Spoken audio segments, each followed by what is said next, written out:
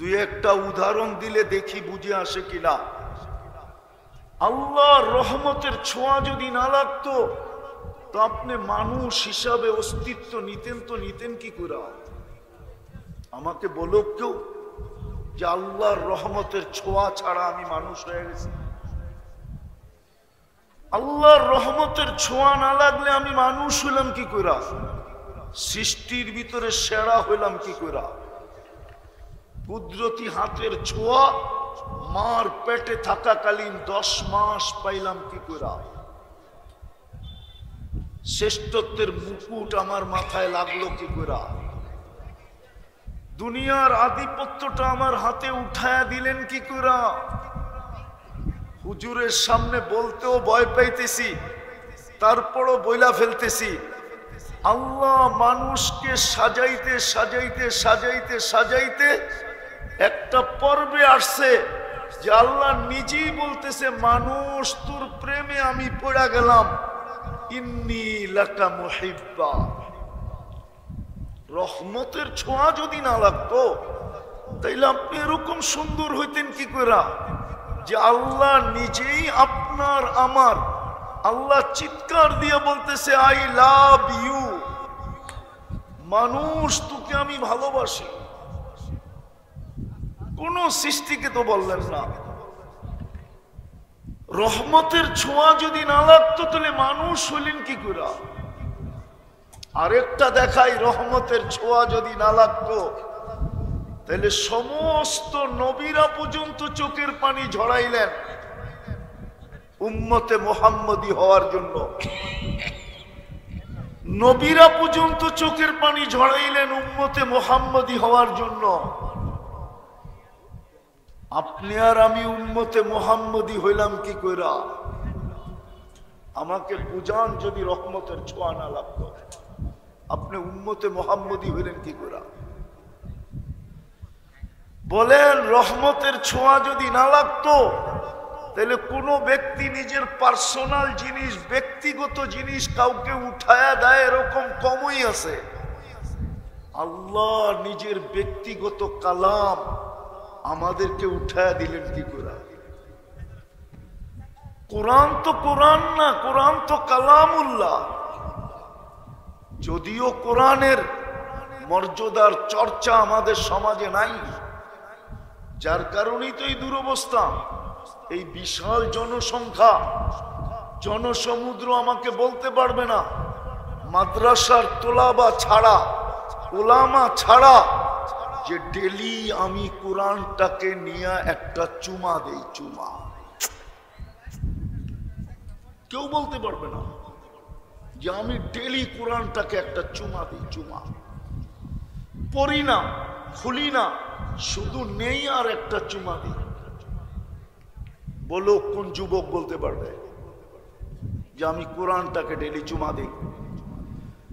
রহমতের ছোঁয়া যদি না লাগতো তো আপনাকে আল্লাহ নিজের কালাম উঠায়া দিবেন কেন?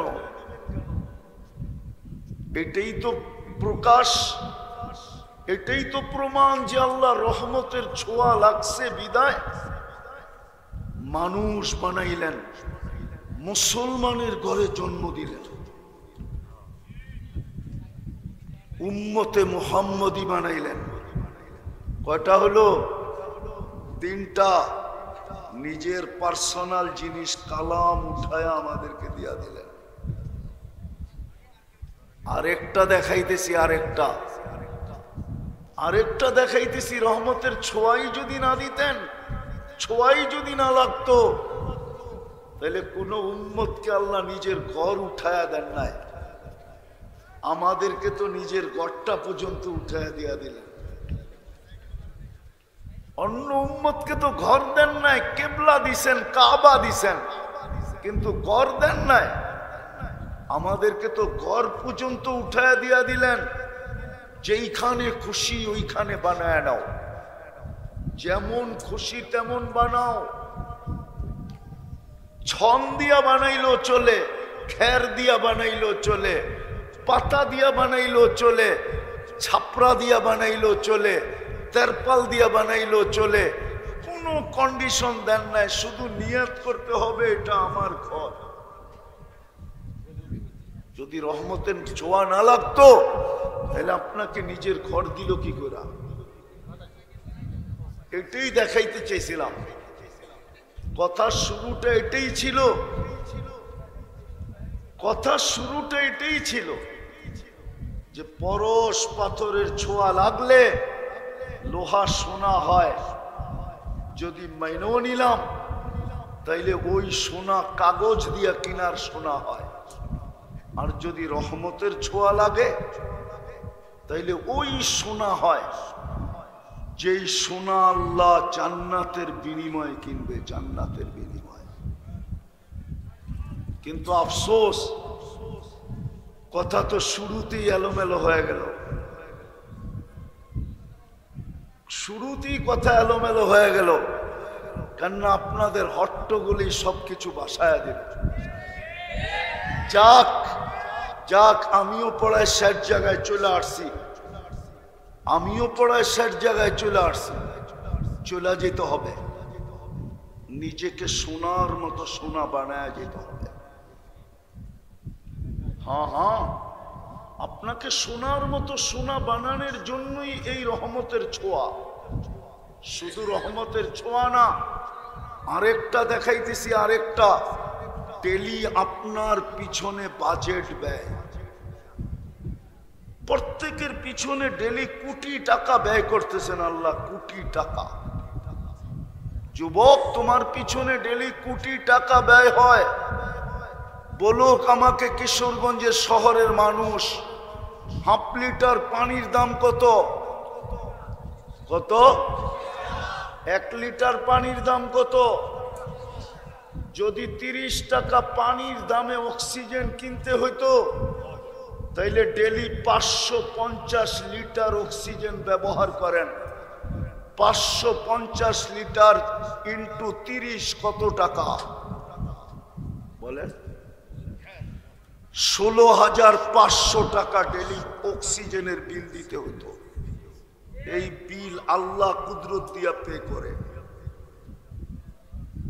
আল্লাহ কুদরত দিয়া ডেলি পে করে। আপনার পিছনে আল্লাহ বাজেট ব্যয় করে। ভালো মতে বোঝো যুবক, ভালো মতে বুঝেন, ভালো মতে মন দিয়া কাজে দিবে, নাইলে এটাও সত্য, লাতুসআলুন্না আনিন নাঈম। প্রত্যেকটা লবণের দানার হিসাব নিবে, দানার কণার হিসাব নিবে, কণার হিসাব দিয়া যেতে হবে, এটাই সত্য। 50,000 বৎসর লাগতে পারে একজনের হিসাব দিতে। কোরআন আমাকে বলে, কোরআন,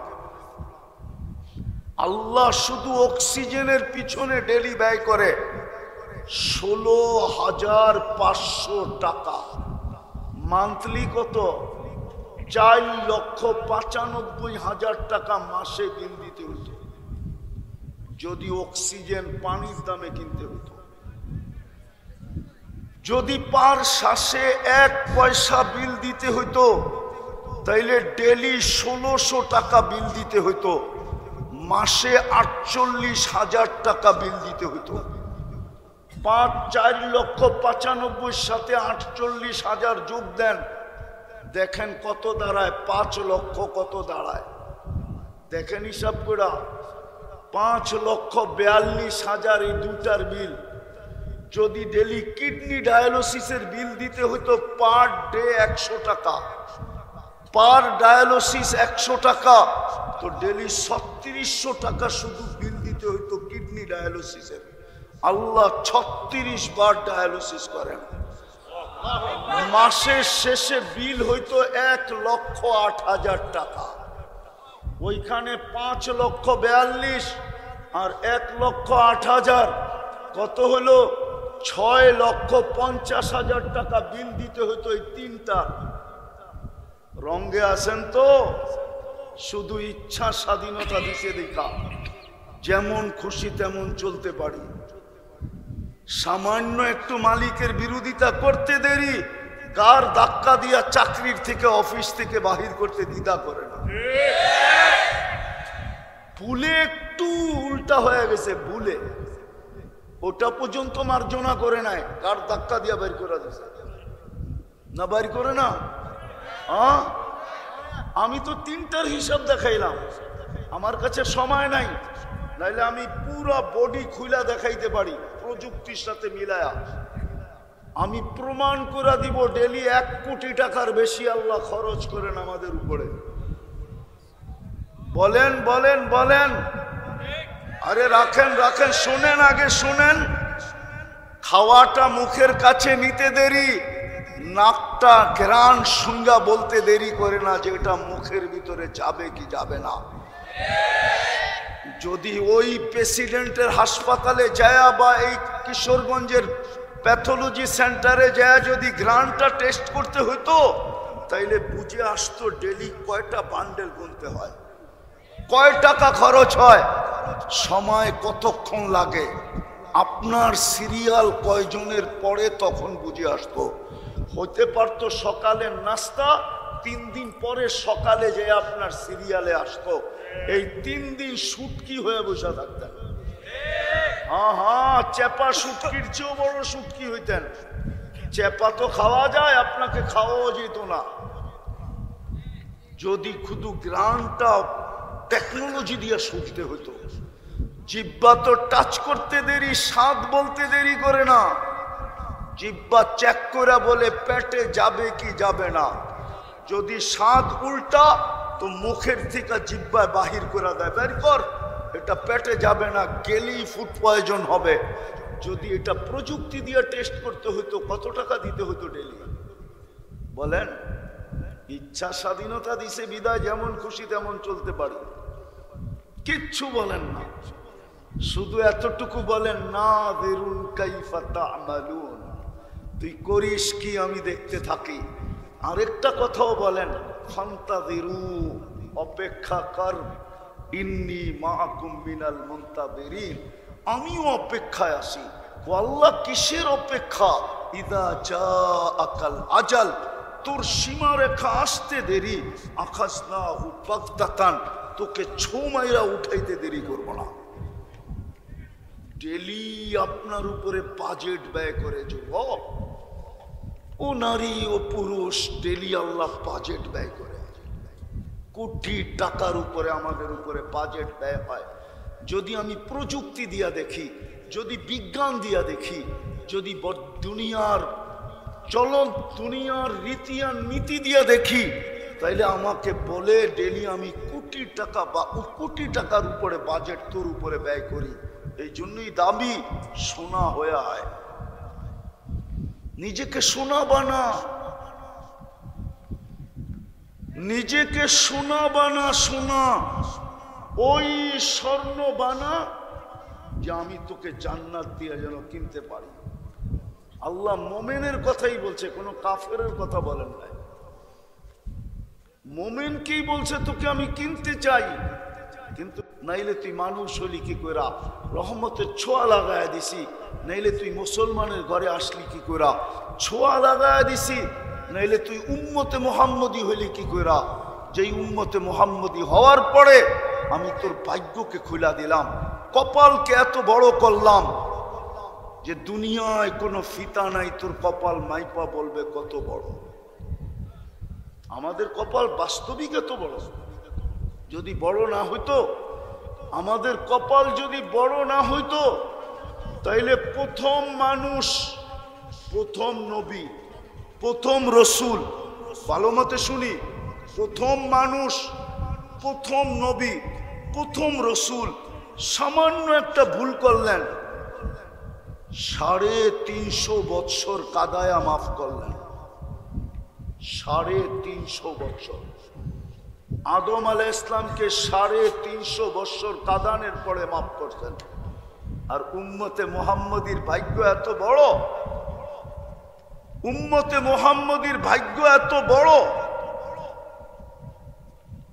যে সারা দিন গুনাহ করে রাত্রে ডাইকা ডাইকা মাফ করে দেন।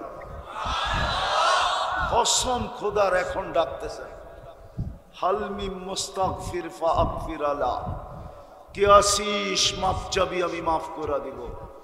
কিন্তু এই মজমায় তো একজনও পাওয়া যাবে না, তোলাবা ওলামা ছাড়া একজনও পাওয়া যাবে না।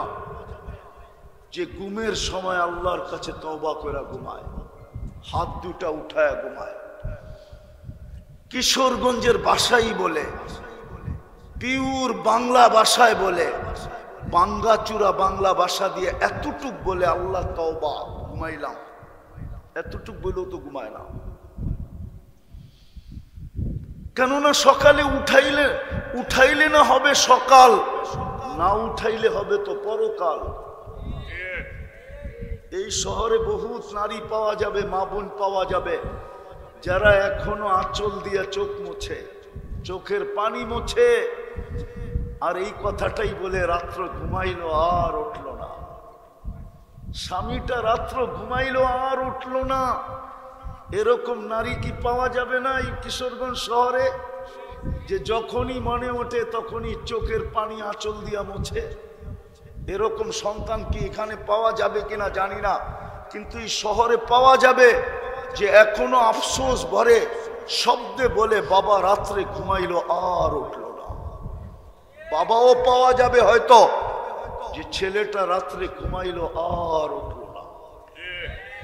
একজনও তো তওবা করে ঘুমায় না। রাগ হয় না। আপনাকে তো রহমতের ছোঁয়া দিয়ে দিছিলেন এই জন্যই, যে আপনি যেন নিজেকে সোনা বানা মুসলমানের ঘরে। কিন্তু আমি যখন যুবকদের দিকে দেখি, আমার মনে হয় ওরা ইসলাম পছন্দ করে না। যদি ইসলাম পছন্দ করতো তাহলে ওদের চুলের স্টাইল কেন এরকম হতো? ওরা 14 তারিখ কেন উদযাপন করতো? ওরা 31 নাইট কেন করতো? ওদের পোশাক আশাক কেন এরকম হতো? ওদের চাল চলন কেন এরকম হতো? ওদের খাওয়া দাওয়া কেন এরকম হতো? আমার সমাজটাই বা কেন এরকম হতো? আমার সমাজের মানুষও তো ইসলামকে পছন্দ করে না। যদি পছন্দ করতো, হায় হায় হায়, রাগ হয় না, পায়ে হাত রাখি, তাইলে মুসলমান কোনদিন সকালে উষা শেভ করতো না। কেননা আল্লাহ তো বলে জুইনাতির রিজাল বিল্লুহা, আমি তোকে সাজাইছি দাড়ি দিয়া। আগেরটা শুনেন, দাড়ি দিয়া সাজাইছি এই জন্য, মা ইন্নাল্লাহ লা ইস্তাহি দি শাইবাতিন শাইয়াবা ফিল ইসলাম। যেই মুসলমান ইসলাম অবস্থায় দাড়িকে পাকায় দিল, আল্লাহ বলে ওকে দেখতে দেরি, আমি লজ্জা পাইতে দেরি করি না। আর আমি যাকে দেখে লজ্জা পাই তাকে কখনো শাস্তি দেই না, না না না না। মুহাদ্দিসে জামান তো দাড়ি দেখায় জান্নাতে চলে গেলেন। হুজুরে জিজ্ঞেস করেন, মুহাদ্দিসে জামান স্বপ্নে দেখা হয়েছে, জিজ্ঞেস করছে কি ব্যবহার করলো? হাদিস মনে উঠছিল বিদায় ওইটাই দেখায়া দিলাম, দাড়ি দেখায়া জান্নাতে চলে গেলাম। যে দাড়ি দেখায়া? আল্লাহ যখন জিজ্ঞাসা করছে কি নিয়ে আসছিস, তো এই হাদিস মনে উঠছে, দাড়ির হাদিস। তো আল্লাহকে বলছি সাদা দাড়ি নিয়ে আসছি, আর কিচ্ছু নিয়ে আসি নাই। আল্লাহ চেতা গেছে দাড়ি। তো আল্লাহকে চড়ে বলছি চেতেন কেন? আপনি কি বলেন নাই জিবরিল আলাইহিস ইসলামকে? জিবরিল আলাইহিস ইসলাম কি বলে নাই আমাদের নবীজিকে? আমাদের নবীজি কি বলে নাই সাহাবায়ে কেরামকে? সাহাবায়ে কেরাম কি বলেন না ওনাদের ছাত্রদেরকে?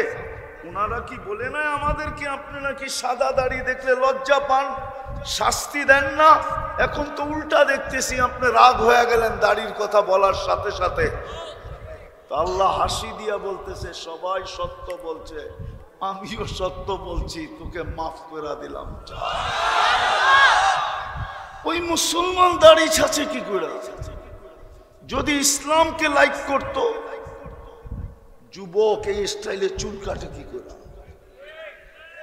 বারবার ছেক খাওয়ার পরেও 14 তারিখ করে কি করে? একটার চেহারা তো বলে না যে ছেক সারা নাই। হয়তো ছোট খাইছে, নাইলে বড় খাইছে।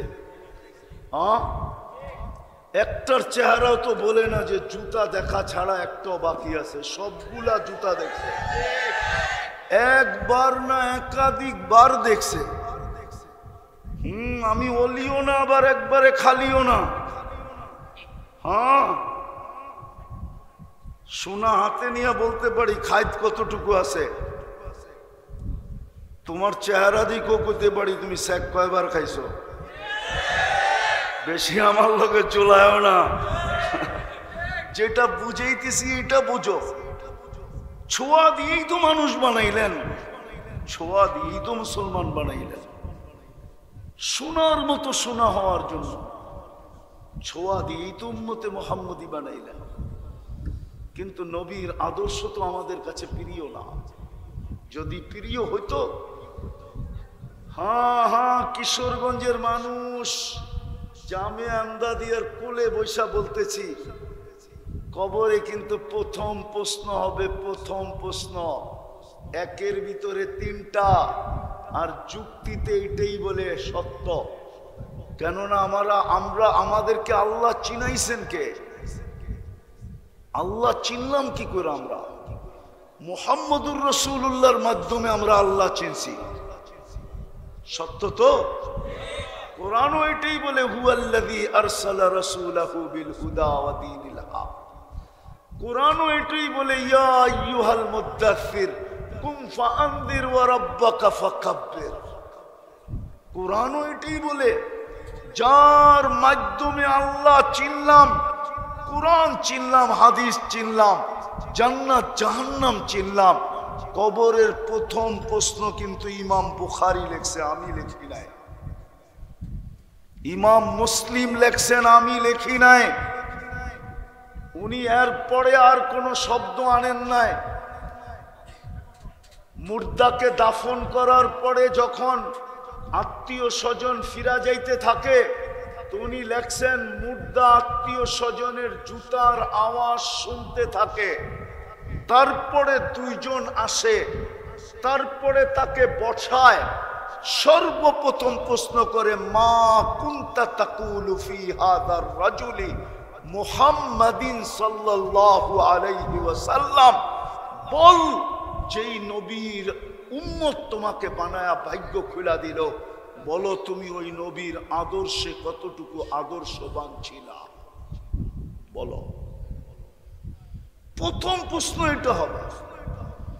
এটা দিতে পারলে আর বাকি দুটা জিজ্ঞাসা করা হবে না, একটার ভিতরে তিনটা। আর না পারলেও জিজ্ঞাসা করা হবে না, একটার ভিতরেই তিনটা। আমি মানি তিনটা, কিন্তু একটার ভিতরেই তিনটা। ওই রসুলের উম্মত বানাইলো, আদর্শ কতটুকু? আদর্শ তো পছন্দ করি না। যদি পছন্দ করতাম তাহলে মুসলমানের এই দুরবস্থা কেন হতো? আজকে যে মুসলমানের দুরবস্থা, 250 কোটি থাকা সত্ত্বেও, 60টা মুসলিম দেশ থাকা সত্ত্বেও, 4 দেশের টাকা সবচেয়ে বড় থাকা সত্ত্বেও, দুনিয়ার ভিতরে সবচেয়ে বেশি প্রসাধনী ব্যবহার করে মুসলমান, আসবাবপত্র ব্যবহার করে মুসলমান, দুনিয়ার সবচেয়ে দামি ব্র্যান্ড ব্যবহার করে মুসলমান, দুনিয়ার সবচেয়ে বেশি কাপড় চোপড় ব্যবহার করে মুসলমান, দুনিয়ার সবচেয়ে বেশি আইটেম খায় মুসলমান, দুনিয়ার সবচেয়ে বেশি সম্পদ মুসলমানের কাছে, 70% সম্পদ মুসলমানের কাছে। তারপরও মুসলমানের এই দুরবস্থা কেন? সারা দুনিয়া মুসলমানকে নিয়ে খেলতেছে কেন? আল্লাহ তাকায়া দেখেন না তো দেখেন না কেন? আল্লাহর তো অঙ্গীকার ছিল আমাদের ব্যাপারে, আল্লাহর তো অঙ্গীকার ছিল, উলাইকা লাহুমুল আমান, তোদেরকে আমি নিরাপত্তার চাদরের ভিতরে রাখবো। আজকে আমরা নিরাপত্তাহীনতায় নিজের দেশেও ভুগতেছি কেন? কেন মুসলমানের এই দুরবস্থা? ভালো মতে বোঝেন, ভালো মতে কাজে দিবে। কিন্তু মুসলমানের এই দুরবস্থা কেন আজকে? মুসলমানের তো এই দুরবস্থার হওয়ার কথা ছিল না। উম্মতে মুহাম্মদীর তো দুরবস্থা হওয়ার কথা ছিল না। যেইখানে একজন চাইলে ফেরেশতা নাইমা চলে আসতো, একজন চাইলে। আমি প্রমাণ দিতেছি, প্রমাণ। ওই জায়গা আমি এই 2 চোখে দেখা আসছি, 2 চোখে। 1 লক্ষ রুমিদের সাথে যেখানে মুসলমানদের যুদ্ধ হয়েছে, শুধু 8000 আর 1 লক্ষ, চতুর্দিক দিয়ে বেষ্টন করে ফেলছে। ইবনে ওমর রাদিয়াল্লাহু তাআলা আনহু বলেন, সবাই ভাবতেছিলাম কবর এইখানে হবে, আমার পাশেই জীর্ণ শীর্ণ একটা দাঁড়ানো ছিল, পেটে ভাত ছিল না, শরীরে কাপড় ছিল না, পায়ে জুতা ছিল না, উপর দিকে উঠায় জানি ক্ষীণ শব্দে কি বলল, একটু ভালো মতে কান পাইতা শুনলাম, তো শুনলাম বলতেছে, ইয়া রব্বা মুহাম্মদ উনসুর উম্মতা মুহাম্মদ। এতটুক বলতে দেরি, ও রব্বে মুহাম্মদ, উম্মতে মুহাম্মদের সাহায্যের সময় কি এখনো আসে নাই? বলতে দেরি। ইবনে ওমর বলেন, আকাশ ফাটতে দেরি হলো না, আমি দেখতেছি আকাশটা ফাটা গেল। সাদা অশ্বারোহী, সাদা পোশাকে, কলেমার জান্ডা হাতে, মাথায় পাগড়ি, আমার দিকে ছুটতে শুরু করলো। তার পিছনে একটার পর একটা বাহির হতে থাকলো। চোখের পলকে প্রথমটা মাথার উপরে চলে আসলো, আর একটা চিৎকার দিল, আবশির ইয়া উম্মতা মুহাম্মদ, যা নুসরা রব্বা মুহাম্মদ। ও উম্মতে মুহাম্মদ, সুসংবাদ গ্রহণ করো, তোমাদের রবের সাহায্য চলে আসছে। ইবনে ওমর বলেন, সামনের দিকে তাকাইলাম তো দেখলাম রুমিরা ভাগতে শুরু করলো। কেন যে ভাগতে শুরু করলো এটাও বুঝে উঠতে পারলাম না। আমরাও পিছে ভাগতে শুরু করলাম, যা জাহান্নামে পৌঁছায় দিলাম। বাকিগুলা ভাইগা চলে গেল, গনিমতের মাল জমা করে পাহাড় বানায় দিলাম। আজকে 16টা মাস ফিলিস্তিনের জন্য এরকম আল্লাহওয়ালারা সারা রাত্র কাঁদে। জিজ্ঞাসা করেন কাঁদে না? কাঁদে না? বাংলাদেশের কোন ওলামা কাঁদে না? কোন মাদ্রাসা, যেই মাদ্রাসার ডেলি ফিলিস্তিনের জন্য দোয়া হয় না?